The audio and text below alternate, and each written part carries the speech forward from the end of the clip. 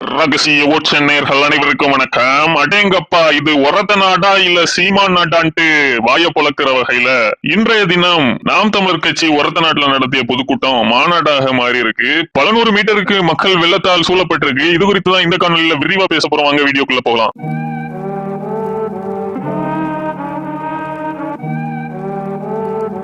தமிழ்நாட்டுல இருக்கக்கூடிய நூற்றுக்கணக்கான கட்சிகள்ல உழவர்களுக்கும் உழவுக்கும் மிகப்பெரிய முன்னுரிமை கொடுத்து கட்சி நடத்தக்கூடிய ஒரு மெயின் ஸ்ட்ரீம் கட்சி, அதுவும் அங்கீகரிக்கப்பட்ட ஒரு மாநில கட்சினா அது நாம் தமிழர் கட்சி மட்டும்தான். அந்த அளவுக்கு விவசாயிகளுக்கு எங்க ஒரு பிரச்சனை நடந்தாலும் முதல் ஆளா நாம் தமிழர் கட்சி தான் நிற்கும். நாம் தமிழர் கட்சியின் சுற்றுச்சூழல் பாசறை அவர்களுக்காக கோர்ட்லயும் கேஸ போட்டு நடத்தி மக்களுக்கான தீர்ப்பையும் வாங்கி கொடுப்பாங்க. அந்த அளவுக்கு நாம் தமிழர் கட்சியின் வீச்சு அப்படிங்கிறது விவசாயிகள் மூச்சு வர இருக்கும். அப்படிப்பட்ட நாம் தமிழர் கட்சியின் வளர்ச்சியும் மிகப்பெரிய அளவு உழவு நடக்கக்கூடிய டெல்டா மண்டலத்துல பிற தமிழக பகுதிகளை விட ரொம்ப அதிகமா இருக்கு. சொல்ல போனா நடந்து முடிந்த நாடாளுமன்ற தேர்தல் டேட்டாவை எடுத்து பார்த்தோம்னா சராசரியாக டெல்டா ரீஜன்ல உள்ள நாடாளுமன்ற தொகுதிகளில் நாம் தமிழர் கட்சி 15% வாக்குகளை தொட்டிருக்கு. அது வரக்கூடிய சட்டமன்ற தேர்தலில் 20%-ஐயும் தாண்டி 25% கூட தொடலாம் அப்படின்ட்டும் பல்வேறு கருத்து கணிப்புகள் உறுதிப்படுத்துது. அந்த அளவுக்கு நாம் தமிழர் கட்சிக்கு வெற்றி வாய்ப்புள்ள பல தொகுதிகளாக டெல்டா மண்டலத்தில் உள்ள தொகுதிகள் தான் பார்க்கப்படுது. அப்படிப்பட்ட டெல்டா மண்டலத்தில் உள்ள ஒரத்த நாடுல தான் நாம் தமிழர் கட்சி இன்றைய தினம் ஐயா நம்மாழ்வார்க்கான ஒரு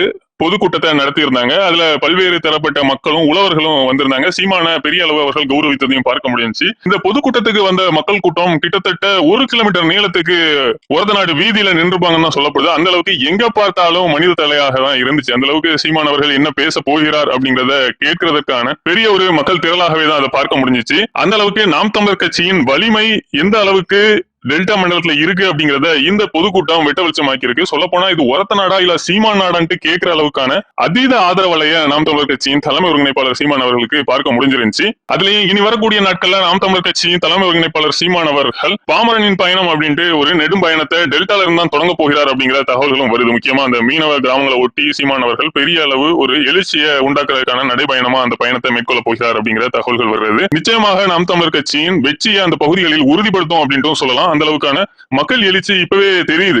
சீமான் போன்ற ஒரு இயற்கையை நேசிக்கக்கூடிய தலைவனோடு நிற்பதுதான் நம்முடைய டெல்டா மண்டலத்தை பாதுகாக்கக்கூடிய ஒரு விடயமா இருக்கும் அப்படிங்கறதான் பெரும்பாலான விவசாயிகள் மற்றும் மக்களின் எண்ணமா இருக்கு. அதை தாண்டி டெல்டா மண்டலம் அப்படிங்கிறது இந்த ஒரு சமூகம் தான் இங்க இருக்கு அப்படின்னு சொல்ல முடியாத ஒரு டைவர்சிட்டியான பகுதி. அந்த அளவுக்கு தமிழ்நாட்டில் இருக்கக்கூடிய அனைத்து சமூகங்களுமே டெல்டால ஒன்றிணைந்து இருப்பாங்க. சோ அப்படிப்பட்ட ஒரு பகுதியில தமிழர்களா நாம் தமிழர் கட்சி பெரிய அளவுக்கு எழுந்து வருவது அப்படிங்கிறது பிற பகுதியிலையும் வெகு விரைவில் நாம் தமிழர் கட்சி தன்னுடைய வேர்களை பரப்புவதற்கான ஒரு தொடக்க புள்ளியாகவே இருக்கும். அதை தாண்டி வரக்கூடிய சட்டமன்ற தேர்தலையும் நாம் தமிழர் கட்சியை சார்ந்த பல ஹெவி வெயிட்ஸும் டெல்டா மண்டலத்துல இருந்தா போட்டியிட போறாங்க. சீமான் அவர்களுமே டெல்டா மண்டலத்தை ஒட்டியுள்ள ஒரு தொகுதியில நிக்க போகிறார் அப்படிங்கிற தகவல்களும் வருது. எது எப்படியோ நாம் தமிழர் கட்சியின் வளர்ச்சி அப்படிங்கிறது உழவர் சார்ந்த டெல்டா மண்டலத்துல மிகப்பெரிய அளவு ஒரு உச்சியை அடைவதற்கான எடுத்துக்காட்டாக தான் இன்றைய தினம் கூடிய அந்த மக்கள் வெள்ளம் நமக்கு தெளிவுபடுத்துது. நன்றி, வணக்கம்.